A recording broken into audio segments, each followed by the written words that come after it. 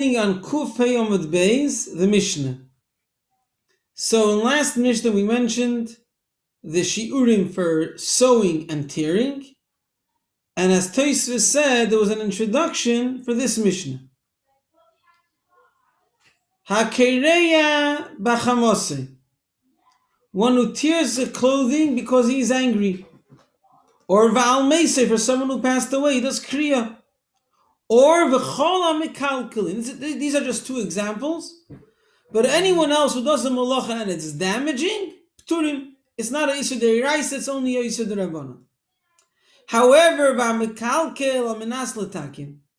if you're ruining something, but the intention is to fix it, to make it better, for example, as we said before, you're tearing it with the intention to sew it, then shi'uroi kimetakin. The measurement is, the size is the same amount that it would be in order to fix it. If you did that size when you ruined it with the intention to fix it, then you're chayiv. If you tore a clothing the size of 2 stitches, then you're chayiv. Okay. Now it says, then the Mishnah goes on to other malachis. Shir hamelabin, what's the size of bleaching wool? V'amenapetz, combing it, v'hatzeveya, dyeing it, v'hateva, spinning it. All the above, all these malachis with wool, once it was shear already, Kimuloi roicha vasit kofel, the size of a double sit, which means basically the space between your thumb and your index finger, which is double of the size between your index finger and your middle finger. So it's a double sit, and that's the minimal significant size of a wool thread. Now we mentioned in the last Mishnah that weaving is your chayi when you wove 2 threads. Now what's the length? What's the length of in other words, if you look at the width of the clothing, how much of the 2 threads do you have to weave? Do you have to weave the whole length of the clothing that you're planning to weave? No. Shi'uroi kimloi hasit. There, if you wove it even just 1 sit, the space between your index finger and your middle finger, if you wove that length of 2 threads, that's already chayiv. Fine. Okay. Fine. Says the Gemara, I guess the Mishnah pushed off saying the length of weaving till it said the shear of sit, so you know how to compare the two. You'll remember that here it's 2 sit and here it's only 1 sit. Maybe. Fine.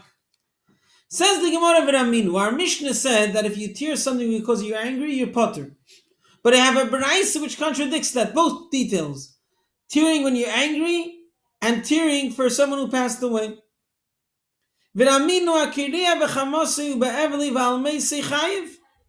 One who tears when he's angry or when he's mourning someone who passed away, ba'evli almeisei, he's mourning someone who passed away, chayiv. And then the Braisa adds another interesting detail. Although he's doing Chilul Shabbos by doing this Kriya, Yotze Yedei Kriya. On Sunday or on Motzei Shabbos, he doesn't need to do another Kriya. He just leaves that Kriya just the way it is. It's another question why. L'chayra, we always know that a mitzvah ba'avera, the mitzvah, it doesn't count. But here it does count for whatever reason. It sounds like the point is not that you have to tear, but that your clothing has to be torn. And therefore, that's as if like a separate thing than the Aveira, and therefore you're Yotze the Kriya. Fine. But what's negate to us is that it's contradicting our Mishnah. Our Mishnah said that if you tear it not to fix, you tear it just to destroy, even if it's for someone who passed away or for anger, then a person is potter. And in the Braisa says that he's chayiv. Okay. So the Gemara is focusing now on someone who passed away. Let's ignore anger. Yeah? Says the Gemara like Kashya. There's no contradiction. Ha b'meis the day, ha b'meis the alma. If it's talking about a regular person who passed away, a person has no chiyuv to tear to make kriya for him. He's just sad, and therefore he's tearing his clothing. Then he's potter. He didn't help anything. However, if it's someone who is relative that he has to mourn, then he has to tear. So then tearing is doing something productive, and therefore he's chayiv. So I think, but how could you say that our Mishnah is talking about a random person who passed away? It says his mace. It must be his relative. Says the Gemara, you're right. It could be that it's his relative. It's a relative that he's not chayiv to do avelus for. It's his cousin. It's his uncle. It's someone who he's sad that he passed away, but there's no chiyuv avelus, and therefore, although he's tearing it with genuine pain, but it's not called fixing. Fine. Says the Gemara, one second. Let me just clarify what's going on over here. If this person who passed away was a Talmid Chacham, chiyuv michayiv, then everyone has to do kriya for them. The Tanya, as it says, Chacham shemeis hakol kreivav. A wise man, a Rav, a Chacham who passed away, everyone is considered his relative. Says the Gemara, hakol kreivav. So everyone's his relative. Everyone gets the Yerusha from him. Everyone, what do you mean they're all his relative? Says the Gemara, leima hakol ki kreivav. Everyone has to behave as if they're his relative, because they all owe him. He preserved Torah, he delivered Torah, and therefore they all have to mourn him. Which means hakol koyin olav. Everyone has to tear their clothing. Hakol choltzin olav. In those days when they used to do kriya first for someone who they must mourn, like a father or mother, those type of things, then they would take out their arm. They would tear in a way that basically their shoulder and their arm was exposed, right? It already mentions in the Rishonim that we stopped doing that, but that was the minhag. So to that extent, you have to do for a chacham. Hakol ma'afrin alav b'rechava, and everyone they're supposed to give a special suda that doesn't belong to him. That people give him a suda that he comes back home after the levaya. So really, everyone should be doing that. Everyone should be getting a donated meal, because everyone has to act as if it's their karev. So therefore, if this person who passed away in this Mishnah was a chacham, then it's still considered something constructive, because he's supposed to tear. Now, not only that, v'yodam kosheru. If he is a kosher Jew, a well-behaved Jew, yeah, chiyuv michayiv, then he also has to tear and he has to mourn. The Tanya, as it says, one of the reasons that could happen that a person's children pass away when they're young, which then they pass away because of the parents' averus, not because of their own averus. So the simple translation as we read it now is that the Eibishter wants to cause him to cry for a kosher Jew who passed away. Says the Gemara, what's going on over here? Kedei sheyivke, in order that he should pass away, they're taking a mashkin, what do you call it? A mashkin. I forgot the English word for it. A pawn. Are they pawning his children in order that that he should cry the next time someone passes away? You don't do that. So that's the Gemara. No, you have to reword the Mishnah. It's a punishment for the fact that in the past there was someone kosher that passed away and he did not mourn him. Whoever mourns someone who is kosher, then they forgive him on all of his averis because the fact that he gave covet to this kosher where the Yiddu did mitzvahs. So our Mishnah must be talking about that this Yid was not a kosher Jew, he was a balaveris. Now,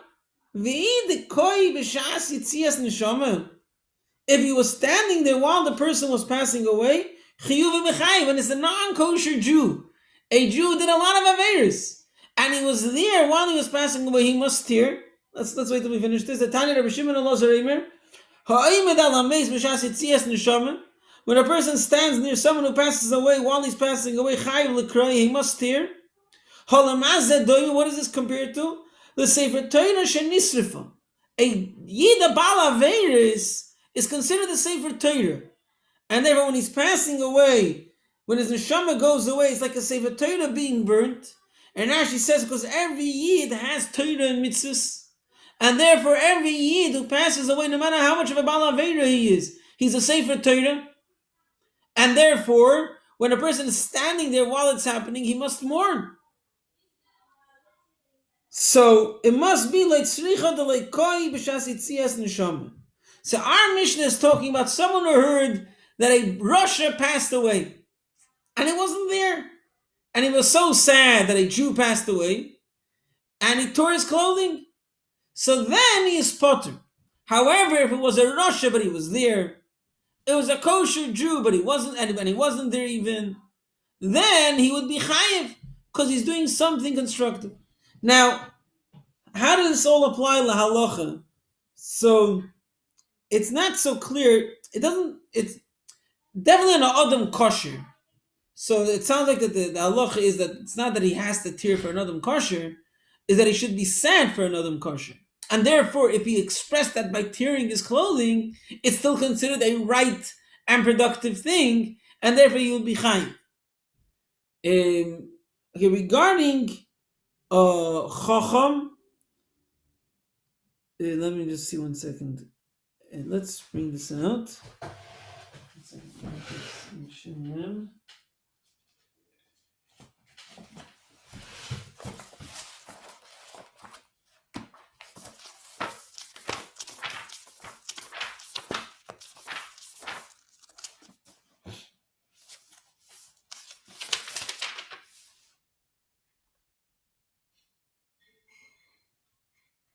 Yes, so the Mechaber says that he should tear for him unless he himself is a Talmid Chacham.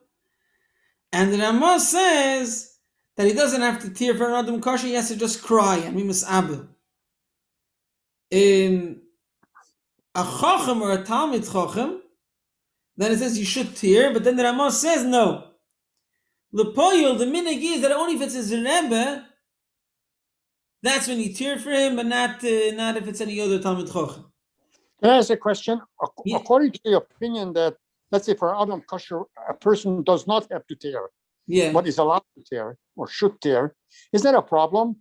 A tearing clothes that a person does not have to tear is destroying something? So we'll see soon. As long as if you destroy something for a good purpose, it's not called baltashkas. Even when it's not a mitzvah. Yeah. As long as it's for a productive purpose.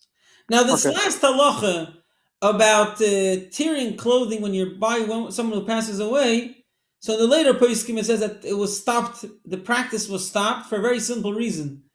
You want people to visit people that are ill. And if someone is visiting him and he's stuck when he's passing away and he has to tear his clothing, he's going to think twice. And therefore it was cancelled. It was cancelled and it said, no, go ahead, go visit them, and don't worry, you don't have to tear your clothing. It could be also that it became, unfortunately, there are most places, maybe in Ashkenaz, there were lots of people passing away from all different situations, and therefore they were makel in these things. They didn't want people to tear too much of their clothing. I mean, those they were poor; they couldn't afford to tear too many clothing. So what was happening then? Okay, so the point is that whoever tears their clothing when there's something positive to it on Shabbos, then he's chayiv. Only if he's tearing for a Rasha who passed away, and he wasn't standing there, that's what our Mishnah is talking about. And I guess it's his relative, that's why it's called Mesa, it's his cousin or his uncle. But he was a Rasha and he's sad about it and he's tearing his clothing. So then he's potter. Fine. Says the Gemara, okay, very nice. But this only answered tearing for someone who passed away. It didn't answer tearing for anger. This all explains when someone passed away. He still didn't answer the question for anger. Now the Mishnah says you're potter, and the Brisa says you're chayiv. Says the Gemara, there's no contradiction between anger and anger. Harab Yehuda, Harab Shimon. Harab Yehuda da Amar Melacha shein tzricha legufa chayiv ala. Harab Shimon da Amar Melacha shein tzricha legufa potter ala. Let's say tearing for anger is considered a productive thing. Let's leave that aside now if it is or not, because we're going to discuss it soon. But let's say it's considered a productive thing. But it's not productive in the clothing. It's productive for the person. He let out his anger. So Reb Shimon says, you're potter. Why? Because you don't need the actual action that you're doing. You don't need the tearing. It's malacha sheina tzricha legufa. Rabbi Yehuda says he's chayiv. So our Mishnah is Reb Shimon, and the Brais is Rabbi Yehuda. Rashi says the same would apply by someone who passed away. Now we don't need the whole answer we had before. That according to Rabbi Yehuda, he's chayiv because it's productive. But according to Rabbi Shimon, it's not productive in the clothing. It's productive in the person. And therefore, it's malacha shein tzricha legufa. That's what Rashi says. Fine?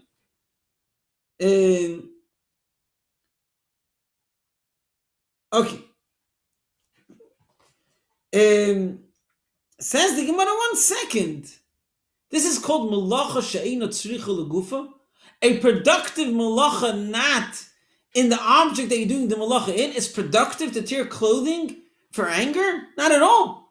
Says the Gemara, Eimer the Shabbos le Rabbi Yehuda misakin.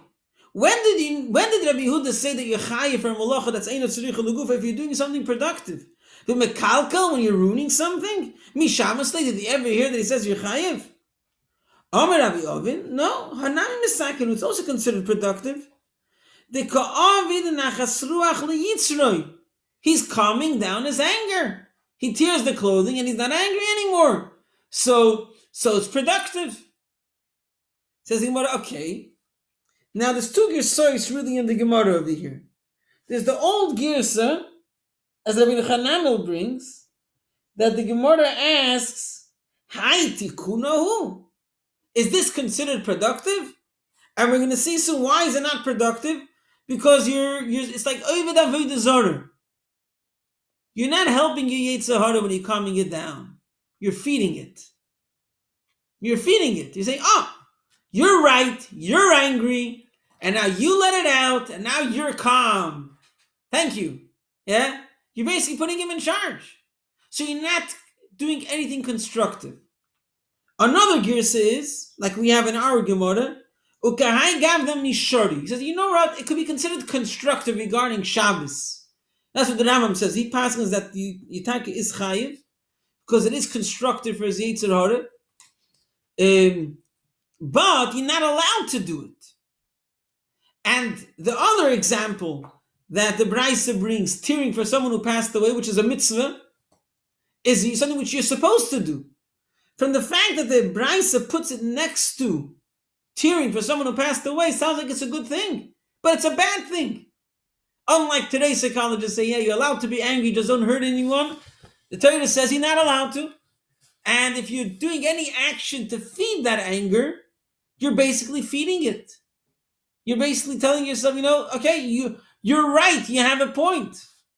Says the Gemara, is that allowed? Vatanya, we learned in a Braisa.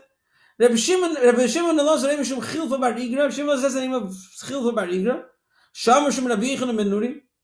Hamekareya begoda v'chamosei. One who tears his clothing because he's angry. Ve'amishaber kela v'chamosei. One who breaks utensils because he's angry. Ve'amifazer moisa v'chamosei.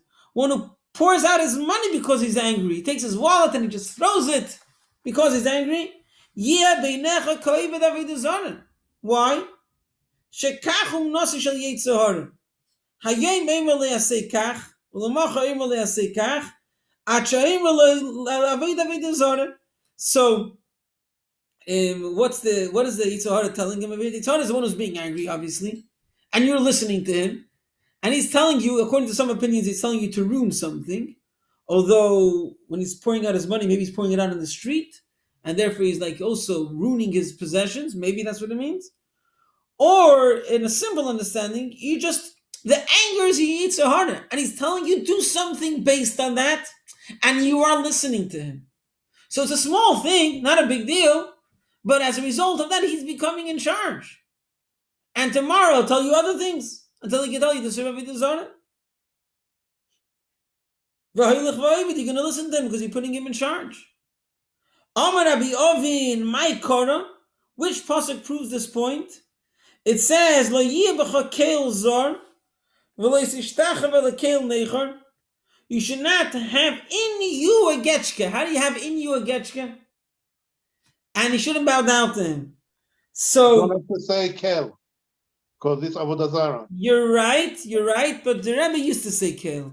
And the Rebbe has an explanation why, which is hard a bit to understand why. Everyone else doesn't do it. They say without kel. No, if the Rebbe did it, it's good. Okay. Fine. So they're not bound down to getchke. So Ezel kills Zashi Yesh B'Gufi Shalodam. What's in you a getchke? Haviyomer Zeh Yetzer Hara. The Yetzer Hara is the getchke in you. And if you're listening to me like bowing down to him, yes, my anger, I will follow you. You are angry and you have a point and you're right. And I will let it out. Yeah? So you're basically listening to me, putting him in charge. So either this is not a productive thing, or it's at least something which is not permitted. And in the Bryce, it sounds like it's either productive or permitted. How does that fit? Says the Gemara, we're talking about someone who's not angry. He's pretending to be angry.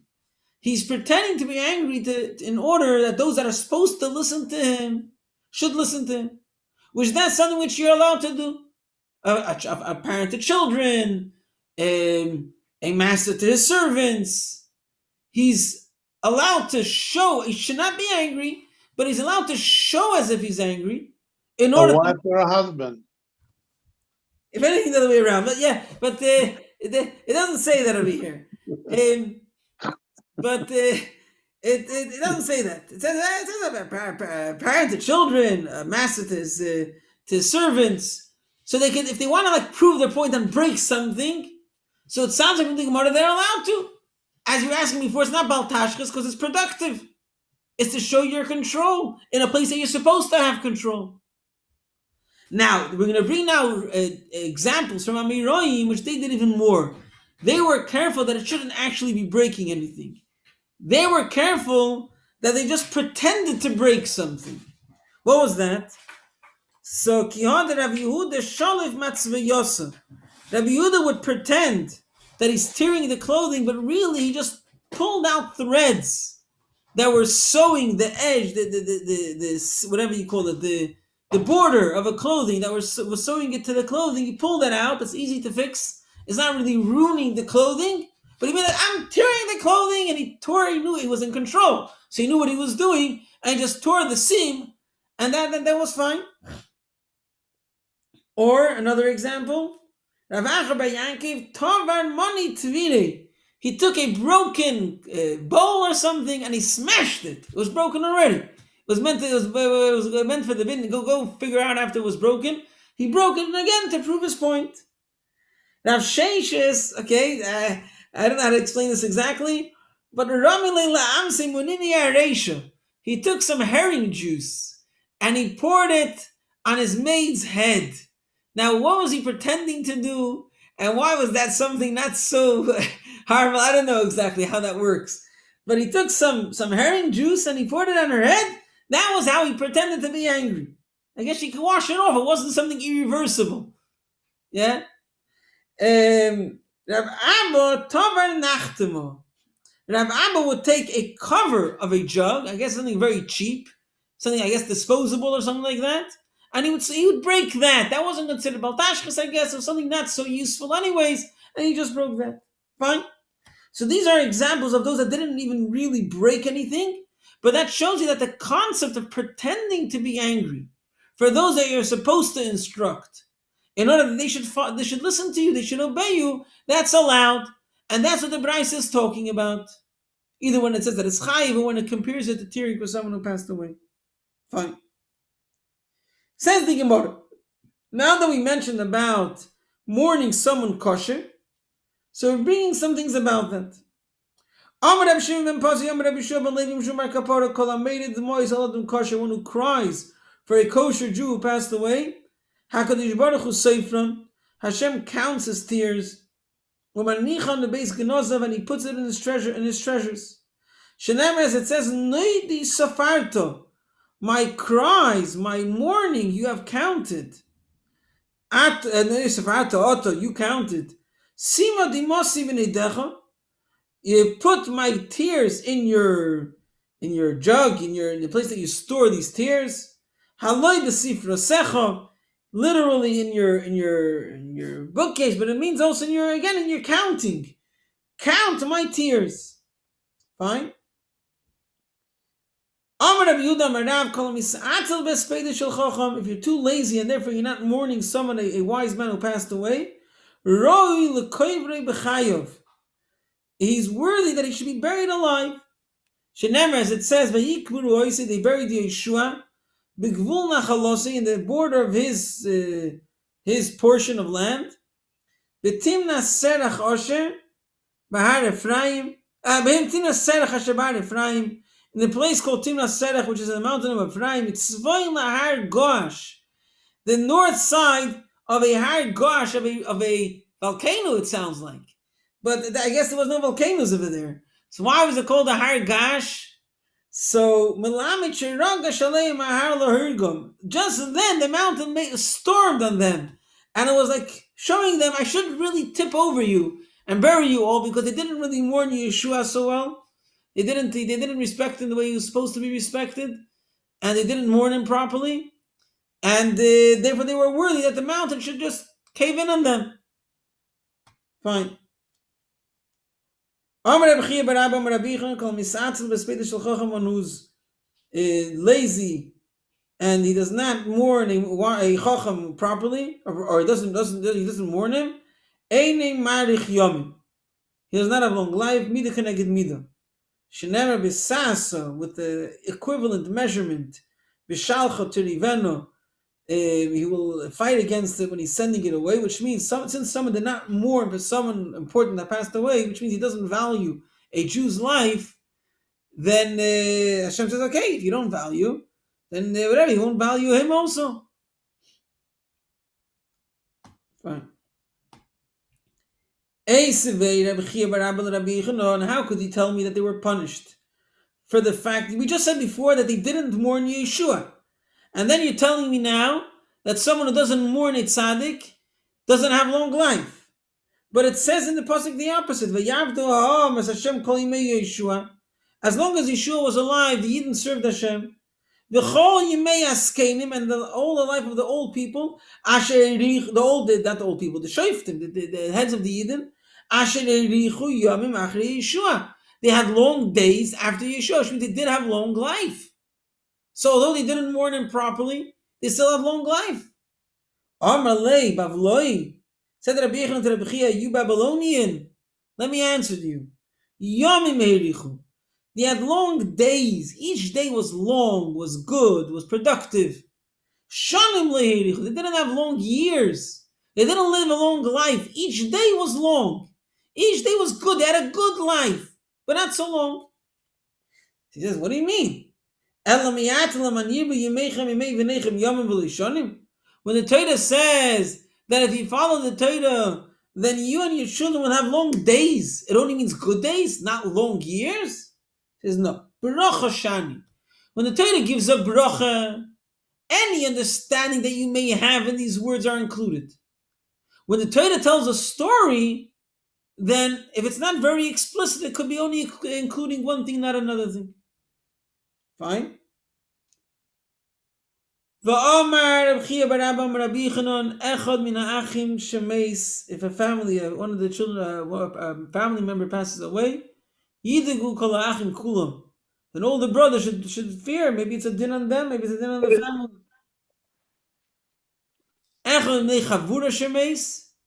If it's a group of people that are connected somehow, they're considered one group, and one of them passes away. Amrila, some say this is only talking about the Meis Godil.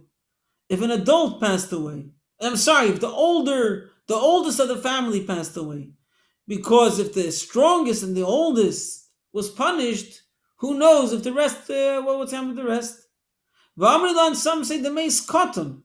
It's talking about if the youngest one passed away, because The Seder is by negative things, it starts from the smaller one, and therefore it might be an indication that there's something general happening over here. In other words, people should do tshuva. They shouldn't just be calm and complacent and say, it's only one person, it's an odd one out. No, you never know. You never know what's the reason for it, and therefore do tshuva and make sure that you don't have any reasons, that a person doesn't have any reasons that any punishment should come to him. So we learned over here about tearing when someone is angry, which is not allowed. And then there's a question over here whether he's chayiv. So the pashut pshat in the Gemara is that if he's actually angry, he's never chayiv because he's only doing something negative, because he's giving in to his yetzer hara and he's giving it power. However, the Rambam holds that he's doing something negative, but he's chayiv according to Rabbi Yehuda, because at the end of the day he feels good. At the end of the day, he calmed down his yetzer hara. Yes, it was something negative.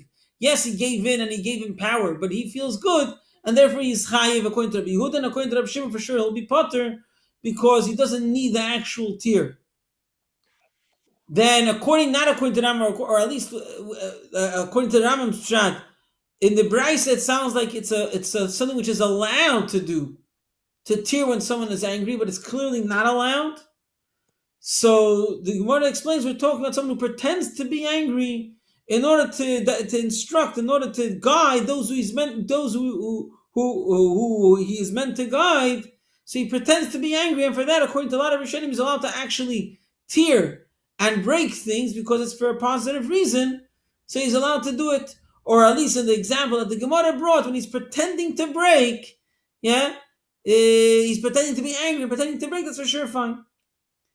What about tearing for someone who passed away? So the Mishnah and the Brisa, the Mishnah which says that he's spotted, the Brisa says that he's chayiv, are talking about a relative, but the Mishnah is talking about a distant relative that he doesn't have to do kriya for. But there's more details. It was a distant relative, but it wasn't a Talmud Chacham, it wasn't a kosher Jew, it was a Rasha, and he wasn't there. If it was a Chacham or a kosher Jew or a Rasha, but he was there, then he must tear. And even by a Rasha that is passing away, if you're there, it's a Sefer Torah being burnt, because he has some Torah and mitzvahs. And therefore, when he sees a Sefer Torah being burnt, a person has to tear. Right? So if in any of those cases it's considered chayiv because it considers something productive, if it's none of those cases, it's a Rasha and you weren't there, even if it's someone's relative, he's potter because it's not considered something productive. Then we spoke about that one is supposed to cry for a kosher Jew which passed away, and for a chacham which passed away, then it's much more severe. And if it's a kosher Jew and someone cries, Hashem saves those tears. If it's a chacham, then and if he wasn't mourned for, then it's very severe. He brings that there's a pasuk which shows that the person deserves to be buried alive. A person deserves not to have a long life because he's not valuing the life of a chacham. He could have good life, but not long life. That's what the Gemara says. And then the Gemara also brings that if there's someone of a group or of a family which passes away, then everyone should take caution and do tshuva, because you never know if it's a personal thing or it's a general midas hadin.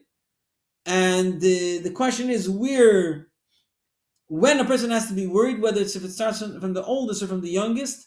The oldest is like the biggest fear that even he didn't withstand this judgment, or the youngest, because that's the behavior usually that the judgment starts from the youngest. So that's when a person has to be extra cautious. He has to be cautious. He has to be cautious. Good.